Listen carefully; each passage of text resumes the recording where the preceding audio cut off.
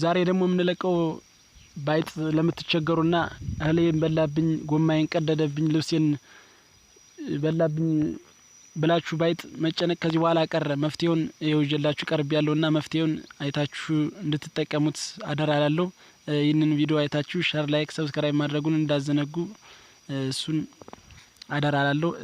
የሚከተለውን አስማት ማለት ነው ከደገማችሁ በኋላ አይጥን መደመዱን ማጥፋት ትችላላችሁ ማለት ነው። ምንም ድመት መጠቀም ሳያስፈልጋችሁ፣ ምንም የአይጥ መርዝ ወጥመድ መጠቀም ሳይጠበቅባችሁ በቀላል በ5 ደቂቃ ውስጥ አይጥን ከቤት ውስጥ ድራሹን ማጥፋት ትችላላችሁ ማለት ነው። አስማቱም እንዲህ ይላል። በስመ አብ ወወልድ ወመንፈስ ቅዱስ አሐዱ አምላክ። ጸሎተ አይጥ ይላል። ጎንህ ህንህ ጥርህ አይንህ ይፍረድ ወይሙት ወጸመጉ ኢ በቤት ወይ በገዳም ኢ በሳይር በአፈ ምናቴር ወበስምከ ይርስክን ቅሆሆ 3 ጊዜ ማለት ነው።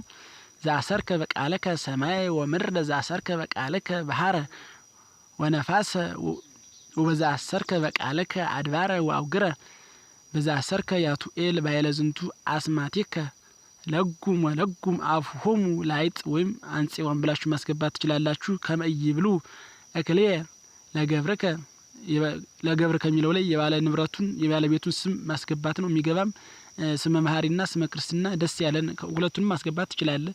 አሰራሩ ወይም ገቢሩ እንዴት አድርገን መከወን እንዳለብን ማለት ነው። ወፍ ያልቀመሰው ውሃ በአዲስ ቅል ህፃን ልጅ እናስቀዳና ጧት ማለት ነው ወፍ ሳይቀምሰው በሌሊት 11 ሰዓት ቢያንስ ወፍ ሳይንጫጫ እንሄድና ከወንዝ ወይም ከኩሬም ሊሆን ይችላል፣ ከምንጭም ከቧንቧም ሊሆን ይችላል፣ ከምናገኘው ላይ ውሃውን አስቀድተን 49 ጊዜ ደግሞ ቤቱን መርጨት ነው። 49 ጊዜ መድገም ለሰለቸው ደግሞ 7 ጊዜ ቢሆንም ችግር የለውም፣ ይሰምራል። ችግር የለውም። ዛልቦት ህርመት ነው። ይህንን ቪዲዮ እያያችሁ ሼር፣ ላይክ፣ ሰብስክራይብ ማድረጉን እንዳዘነጉ አደራ እንላለን። ሰላም እግዚአብሔር ከእናንተ ጋር ይሁን። መልካም እድል። ይህን ተጠቅማችሁ ቤታችሁን የጸዳ እንድታረጉ አደራ እንላለን። ተጠቀሙ። ኋላ